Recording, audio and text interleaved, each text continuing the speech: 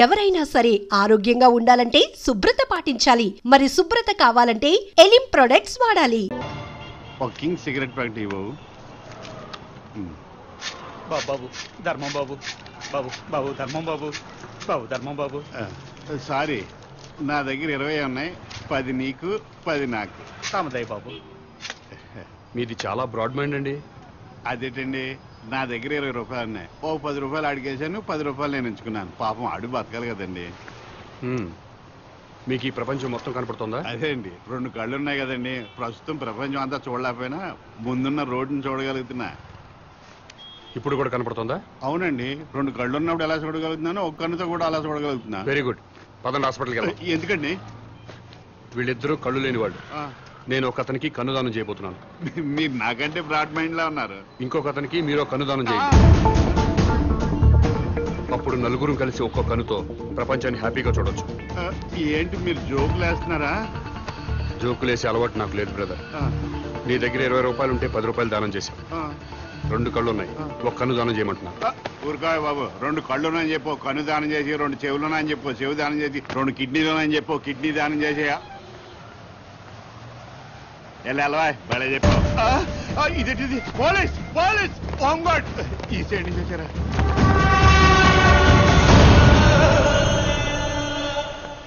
ఏమైంది?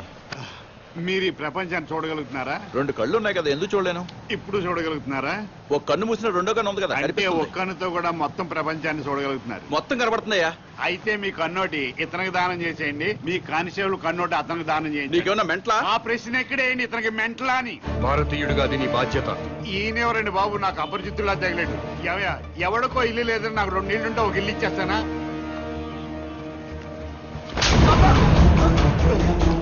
ఎక్కడన్నా I bank ఉంటుంది, బ్లడ్ బ్యాంక్ ఉంటుంది, ఆంధ్ర బ్యాంక్ ఉంటుంది, స్టేట్ బ్యాంక్ ఉంటుంది. పదండి బ్రదర్, సామాజిక స్పృహ వాళ్ళని ఎత్తుకున్నాం. ఏంటండి ఇది? ఐ బ్యాంక్ అంటాడు, బ్లడ్ బ్యాంక్ అంటాడు. వైసే బ్యాంక్ అనలేదా? ఓ, మీరు పోలీసు వాళ్ళు కదా, ఇలాగే అర్థం అవుద్ది. అతను ఇటే వెళ్ళా. అమ్మో,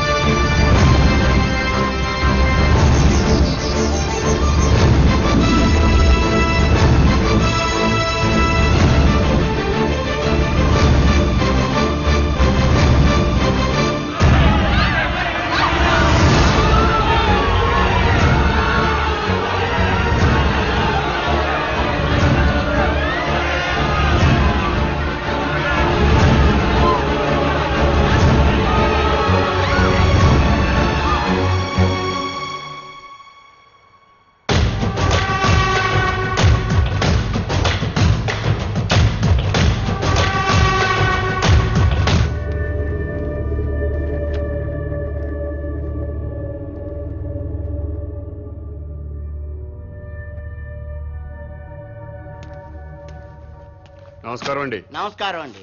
మీరు దేవుణ్ణి నమ్ముతారు కదండి? నమ్ముతానండి. స్వర్గం ఉంది కదండి? ఉందండి. మంచి వాళ్ళందరూ స్వర్గానికి వెళ్తారండి. నరకం? నరకము ఉందండి. పాపాత్ములందరూ నరకానికే పోతారండి. ఈ కవర్లన్నీ స్వర్గానికి రిజిస్టర్ పోస్ట్ చేయండి.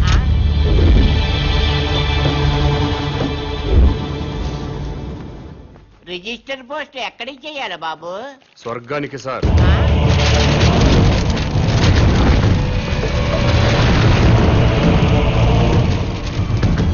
స్వర్గానికి పంపించాల్సిన లిస్టు ఇదే సార్.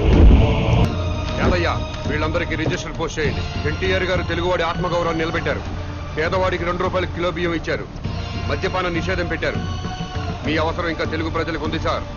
కిందకొచ్చి కొన్నాళ్ళ పాటు ఉండనని చెప్పాను, దాంట్లో అదే రాశారు. అలాగే వైఎస్ఆర్ గారు జలయజ్ఞం చేపట్టారు. రైతుల రుణాలన్నీ మాఫీ చేశారు. పేదలకు ఫ్రీ కరెంట్ ఇచ్చారు. ఇలాంటివి ఎన్నో మంచి పనులు చేసి అప్పుడే పైకి వెళ్ళిపోతే ఎలా సార్? ఎన్టీఆర్ గారితో పాటు మీరు కూడా రండి సార్ అని రాశాను. అలాగే తెలంగాణ ముద్దు బిడ్డలు తెలంగాణ కోసం ఆత్మాహుతి చేసుకుని స్వర్గానికి వెళ్లారు. ప్రత్యేక రాష్ట్రం వస్తే మీరు చూడాలి కదా, అందుకే మీరు వెంటనే కిందకు రండి. మీ అమ్మా నాన్నలు కూడా ఆనందపడతారని రాశాను. ఏమయ్యా, నీకేమైనా మెంటలా? అదేంటి సార్ అలానేశారు? లేకపోతే స్వర్గానికి రిజిస్టర్ పోస్ట్ ఏంటి అయ్యా? బుద్ధి లేకపోతే సరే. స్వర్గం లేదా? ఉంటే ఏంటి? ఉంటే రిజిస్టర్ పోస్ట్ చేయడానికి మీకు వచ్చిన ఇబ్బంది ఏంటి? ఇబ్బంది అంటే ఇబ్బంది, స్వర్గం ఉంటుంటే ఇబ్బంది కదా మరి, అందుకని ఇక్కడ గొడవ జరుగుతుంది సార్. అబద్ధం చెప్పారా? స్వర్గం లేనప్పుడు దేవుడు కూడా లేనట్టే కదా. తీసేయండి ఆ దేవుడు కూడా తీసేయండి. ఈ బొట్టు తుడిచేయండి, మెడలో దండలు కూడా తీసేయండి, ఈ ఉంగరాలు కూడా తీసేయండి. ఓ నాయన, ఇవన్నీ తీసేస్తారా? దేవుడు ఉన్నాడు కదా. దేవుడు ఉంటే స్వర్గం ఉన్నట్టే కదా. అవును, స్వర్గం ఉన్నట్టే కదా. అయితే పోస్ట్ చేయండి. ఎస్ఐ గారు,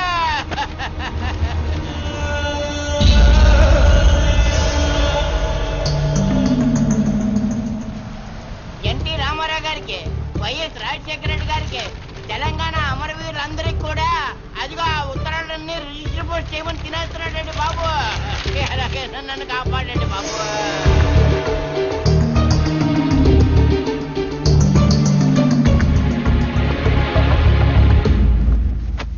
ఏమ్మా అన్నావా? ఎస్, స్వర్గానికి పోస్ట్ చేయమని చెప్పాను. స్వర్గానిక? ఎవరెవరికి? ఎన్టీ రామారావు గారికి, వైఎస్ రాజశేఖర రెడ్డి గారికి, మన తెలంగాణ అమరవీరులు. ఏంట్రా